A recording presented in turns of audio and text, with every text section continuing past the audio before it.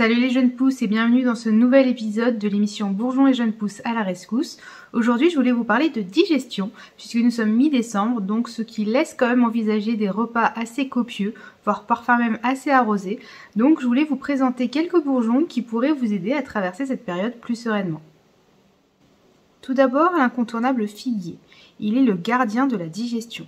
Il va harmoniser la sphère digestive et va donc être intéressant dans les cas d'acidité, de brûlure, de crampes d'estomac, de nausées, d'indigestion. De plus, il normalise la sécrétion stomacale, que l'on soit en hyper ou en hypochloridrie. C'est également une aide précieuse pour l'intestin dans les cas de colite, de gargouillis, d'aérophagie.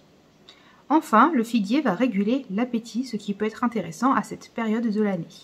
Le figuier peut être utilisé en cure ou en appoint. On dit que le figuier aide à digérer au sens propre comme au sens figuré. Il est donc doublement intéressant pour cette période où parfois on est très stressé. Il s'associe très bien à l'aulne-glutineux qui est un draineur de l'estomac et qui a une action anti-inflammatoire de l'appareil digestif. Passons maintenant au noyer, qui est le bourgeon de la flore intestinale. Il participe à la restaurer et il est très intéressant dans les cas de dysbiose, aérophagie, ballonnement et gonflement après le repas. L'action du noyer ne s'arrête pas là, il a un spectre d'action qui est très vaste, qui va du foie à la sphère buccale en passant par l'immunité, ce qui peut être intéressant à cette période de l'année également. Le noyer a également une action sur le pancréas et va stimuler sa sécrétion hormonale, ce qui peut être intéressant pour réguler la glycémie. Le romarin, c'est le bourgeon du foie, il est un draineur hépatique et un hépatoprotecteur. Il favorise la production de bile et facilite l'évacuation de celle-ci, ce qui soutient la fonction digestive. Les repas lourds et parfois un peu trop arrosés de cette période de l'année vont nécessiter de la part du foie un travail supplémentaire. Le romarin peut être donc un parfait avantage à titre préventif.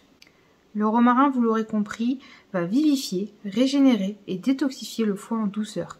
C'est donc un parfait allié dans les cas de cholestérol et de triglycérides. Comme d'habitude, selon l'action que vous recherchez, les bourgeons peuvent s'associer. Il en existe d'autres, donc n'hésitez pas à consulter votre thérapeute pour individualiser les recommandations.